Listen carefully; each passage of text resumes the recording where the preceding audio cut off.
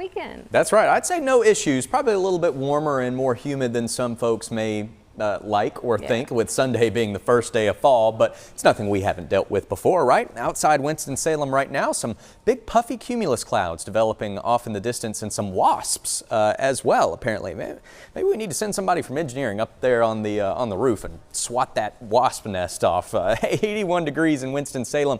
Whoa, hey, lots of sunshine out there right now. You can see those puffy clouds developing on visible satellite, and in fact, some of them building up enough to drop a little bit of rain, mainly in Guilford, Randolph, and parts of Davidson County too. There are a couple small downpours that have popped up, moving from north to south across I-40 and then down that Highway 73, that 220 corridor as well, but very isolated. Most of us are dry right now, and it's a pretty day outside. Pretty warm as well, but I think we were mostly dry for the rest of our Friday afternoon and evening. Futurecast shows a couple more isolated downpours or showers could develop, but again, most of us miss out on the rain today. We'll just have a mix of sun and clouds, and it's just warm and humid outside later this afternoon and evening. I wouldn't be concerned about rain, but maybe if you're outside and you see one of those dark clouds pop up and get a bit closer, maybe have somewhere you could step inside close by just in case. But overall, it's a pretty low chance of rain, about 20%.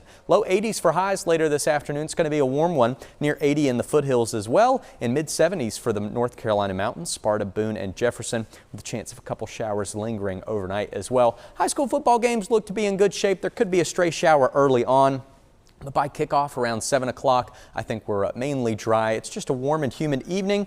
Feeling pretty nice, though, after the sun sets with temperatures in the low 70s. Our weekend looking pretty good as well. Adriana mentioned most of the daytime on Saturday should be dry. A couple isolated storms could try to sneak in from the north along the Virginia border Saturday afternoon or evening.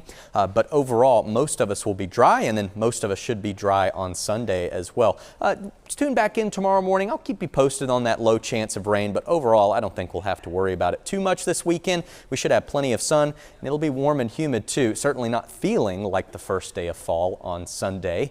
It'll be humid. Highs will be in the 80s, and unfortunately, it looks like that warmer, more humid air will be with us at least through the middle of next week. So again, first day of fall Sunday, it's really not going to be feeling like fall for quite some time.